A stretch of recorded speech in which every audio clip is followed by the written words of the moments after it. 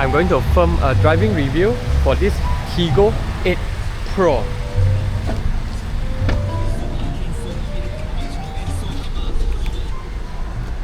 Now this car is one segment bigger than the Tiggo 7 Pro, which I featured not too long ago.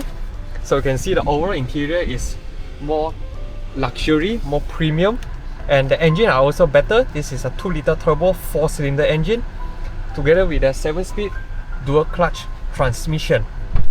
This engine are also found in the J-Cool Omoda C9. Alright, now let's begin the drive of this Tiggo 8 Pro. First impression, when you're seated inside, the seats are larger in dimension than the Tiggo 7 Pro, which means it is more comfortable. And the steering wheel, this one has a little bit more touched up in terms of the gloss black section.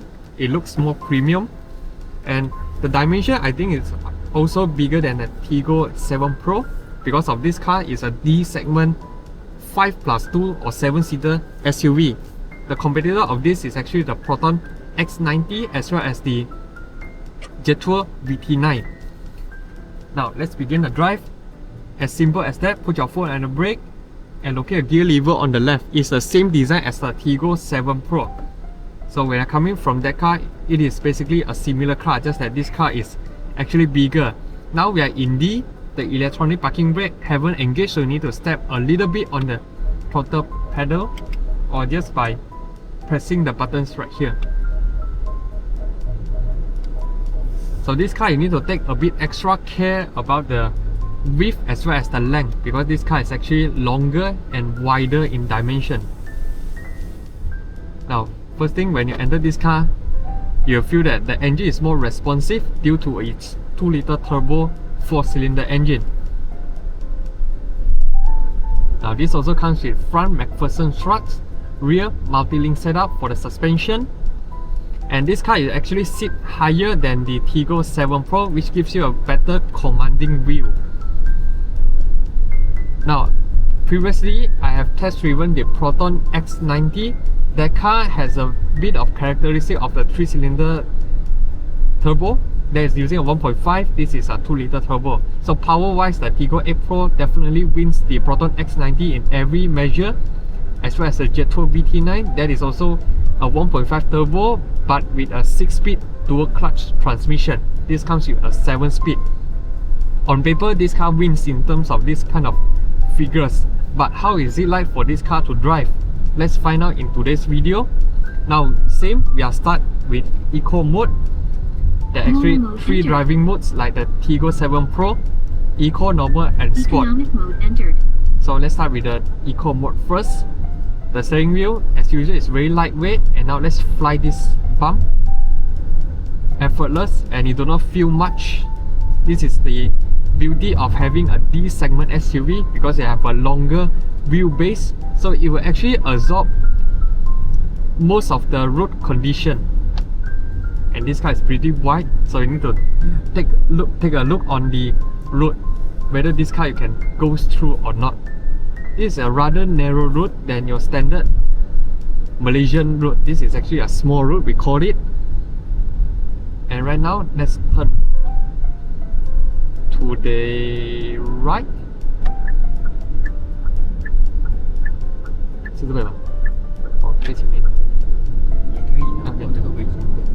So we are taking another exit. Power is very eager even under Eco mode. This is why you should have a big CC turbo engine. It always gives you the power that you needed.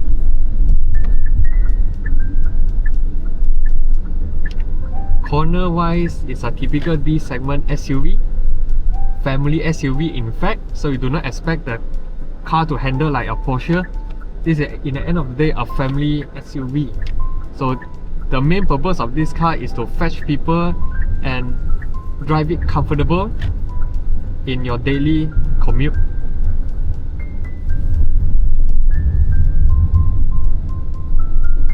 Step a little bit more.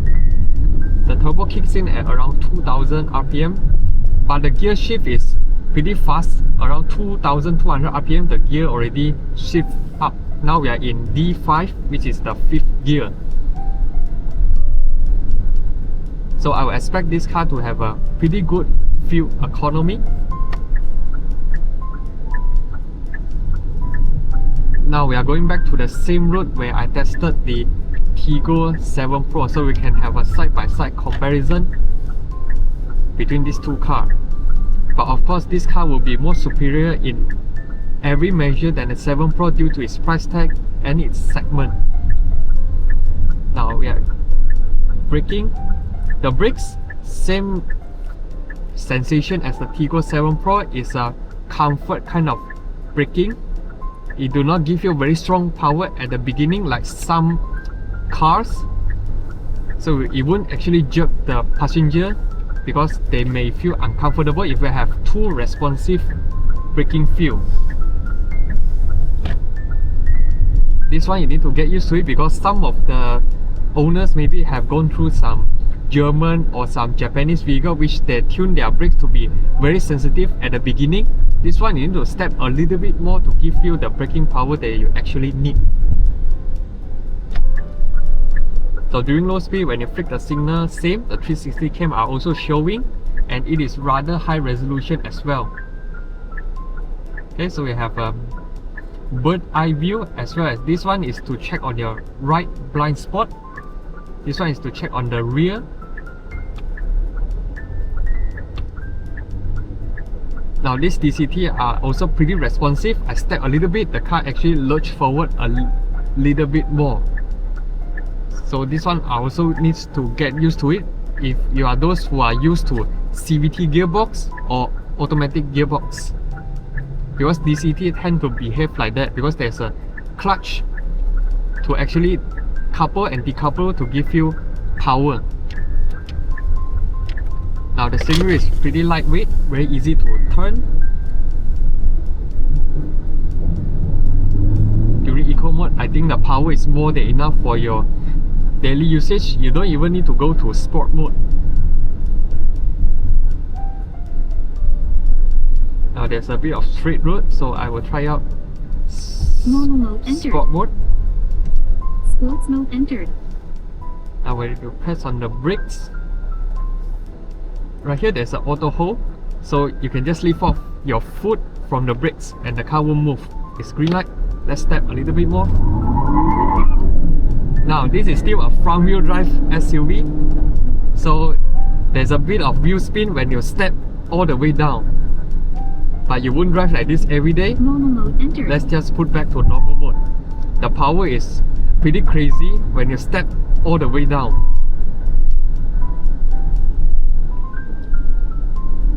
Now let's take this corner. Very tidy for the handling.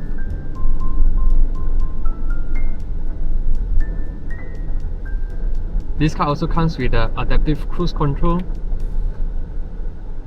Now the ACC is on.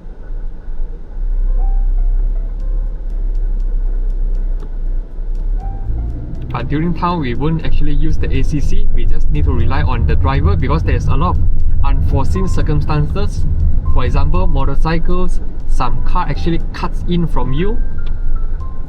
ACC, it just acts as a assistant feature for you whether you are driving in long journeys or highway roads.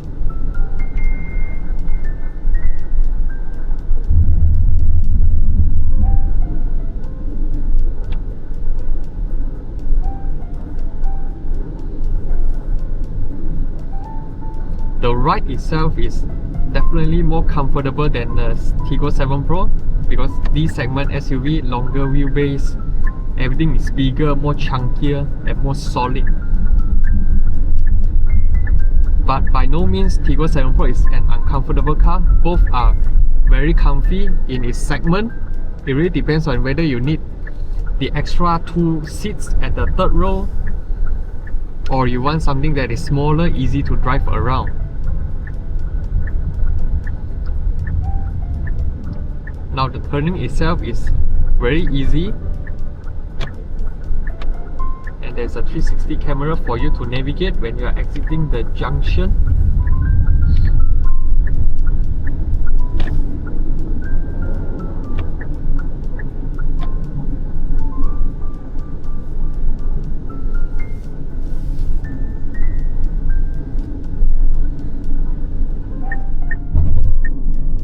Right here, you can adjust your air conditioning unit just like any other Chery models, and there's a seat right here.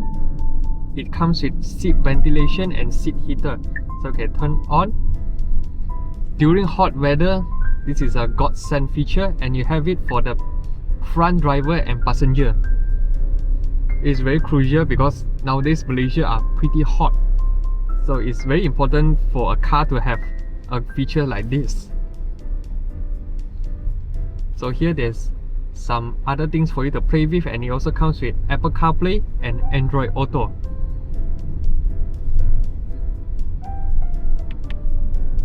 So the meter, you can also change to the map display.